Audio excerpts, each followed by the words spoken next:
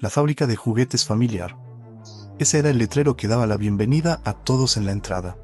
Brillaba con luces y colores que se podían ver a kilómetros de distancia. La fábrica era gigantesca y daba empleo a 2000 personas. La verdad es que en ese momento era el sustento principal de muchos vecinos del pueblo. Por eso, cuando alguien no quería seguir estudiando, pedía trabajo allí sin pensarlo dos veces. Los padres solían ceder sus puestos a sus hijos, y así, generación tras generación. Eso fue lo que le pasó a Antón. Había estudiado periodismo, pero la crisis lo dejó sin empleo. Pasó años trabajando en la redacción de un periódico local, pero un reajuste de plantilla lo dejó en la calle. Así que, cuando su padre Antonio cumplió 65 años y decidió jubilarse, Antón no dudó en tomar su lugar en la fábrica. No era el trabajo de sus sueños, pero era sencillo y le daba un ingreso. Recientemente se había casado y su primera hija estaba en camino, así que su prioridad era ahorrar para asegurar el futuro de su familia. Comenzó a trabajar en noviembre, justo antes de las Navidades. Al principio, lo asignaron a la cadena de montaje. A veces le tocaba colocar piezas de muñecos, otras veces estructuras de trenes, dependiendo del día. Pero luego, considerando que tenía estudios universitarios, lo trasladaron a las oficinas para hacer el control de calidad. Eso le gustaba más. Tuvo que realizar varios cursos sobre las normativas vigentes y aprender a manejar un programa informático. Pero para alguien como él, que estaba acostumbrado a trabajar con el ordenador a diario, no fue un problema.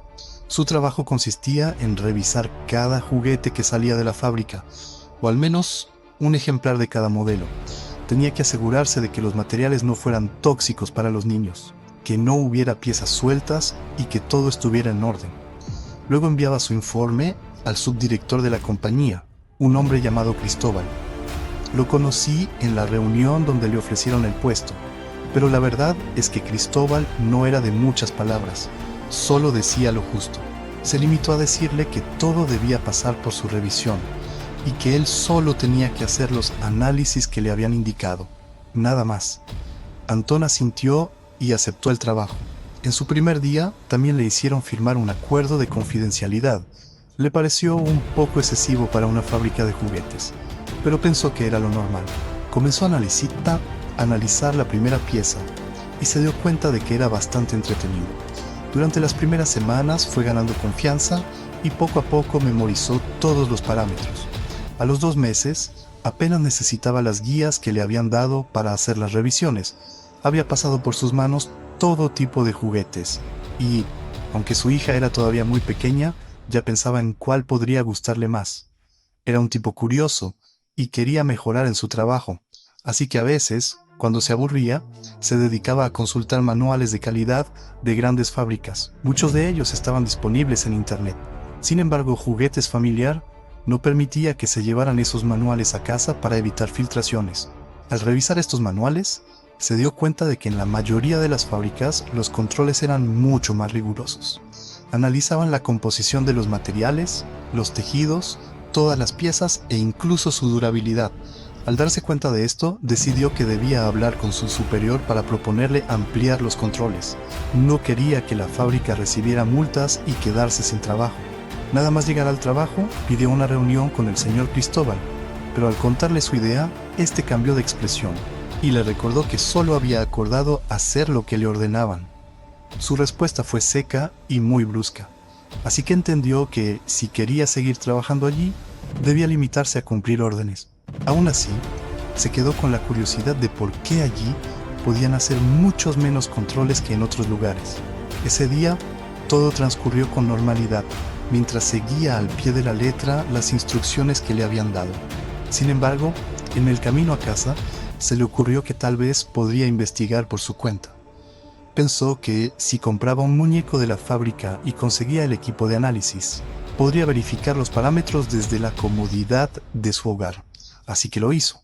Al día siguiente se detuvo en una tienda del pueblo y compró un unicornio de juguete que había sido fabricado en su lugar de trabajo. También pidió por internet algunos materiales y herramientas que necesitaba para sus pruebas. Tuvo que esperar un par de semanas a que todo llegara a casa, mientras continuaba asistiendo a su trabajo como siempre, cumpliendo con sus tareas sin queja alguna. Creía que todos estaban contentos con él y que nadie sospechaba que estaba tratando de descubrir qué estaba pasando. Aprovechó una comida familiar el fin de semana para preguntarle a su padre sobre la dirección de la fábrica. Antonio le comentó que nunca había tenido mucho trato con ellos. Eran forasteros que nunca habían vivido en el pueblo. Nadie sabía nada sobre su vida. A pesar de ser una empresa tan grande, le sorprendió que su padre, que llevaba 40 años trabajando allí, no supiera nada de sus jefes. Era muy extraño. Su curiosidad periodística no dejaba de hacerle señales. Algo estaba sucediendo. 2 semanas después, llegaron los tests que había solicitado. Un amigo informático le ayudó a configurar el programa en su computadora, y ya estaba todo listo para comenzar su investigación. Solo su esposa y ese amigo sabían que estaba indagando en algo, aunque no conocían los detalles. Al volver del trabajo, se sentó frente al ordenador, inició el programa y comenzó a realizar primero los mismos controles que en la fábrica. Todo estaba en orden, así que pasó a los de otros manuales. Analizó la tela del unicornio y también resultó estar correcta. Luego verificó que la pintura no fuese tóxica. Hasta ese momento todo parecía ir bien. También se aseguró de que el juguete no tuviera piezas diminutas que los niños pudieran tragarse. Luego llegó el momento del pelo. Arrancó un mechón y lo sumergió en un líquido especial. Allí podrían determinar si era plástico, pelo natural o alguna mezcla rara. Para su sorpresa resultó ser pelo natural.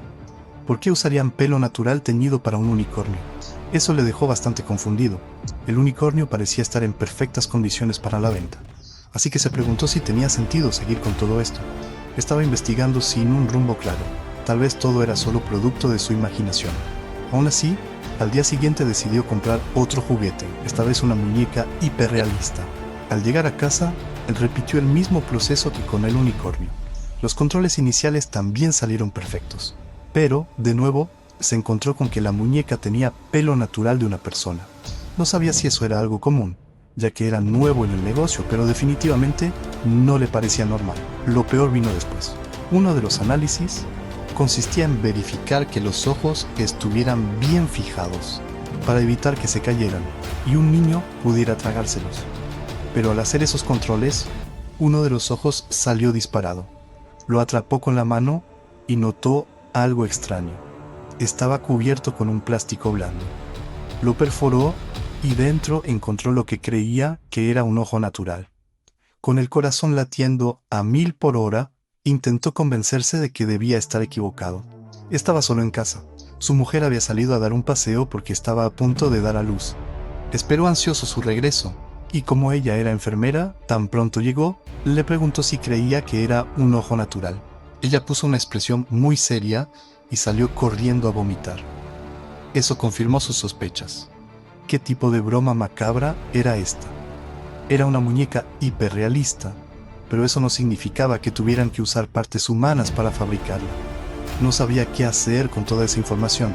Era evidente que por eso el subdirector no quería que investigara, así que decidió hablar con alguien que hubiera estado en el montaje inicial. Él había estado allí unos días, pero no lo suficiente como para entender realmente cómo funcionaban las cosas. Su padre le pasó el contacto de un amigo que trabajaba en esa fase. Quedó con él una tarde para tomar un café. Durante la charla, le preguntó de dónde sacaban los materiales para los juguetes. El hombre le explicó que cuando llegaban al trabajo, todo estaba dispuesto en el lugar adecuado para que los robots y ellos mismos pudieran usar lo que necesitaran. También le preguntó si alguna vez había tenido que montar ojos en las muñecas. Él le respondió que no, que las cabezas de las muñecas normalmente ya venían listas. Eso había sido así durante muchos años. Por último, quiso saber si conocía a alguien que se encargara de trasladar esos materiales, pero tampoco tenía idea. Nunca había visto a ningún camionero descargarlos. Todo era muy extraño y Antón se sentía completamente perdido. No sabía cómo podría llegar a la verdad, porque en esa fábrica todo estaba demasiado bien organizado. Llevaban años funcionando con el mismo sistema, así que nadie sospechaba de nada. Lo único que le quedaba era hacer guardia fuera de la fábrica durante un día entero. Tenía que averiguar cuándo llegaban esos camiones y qué descargaban.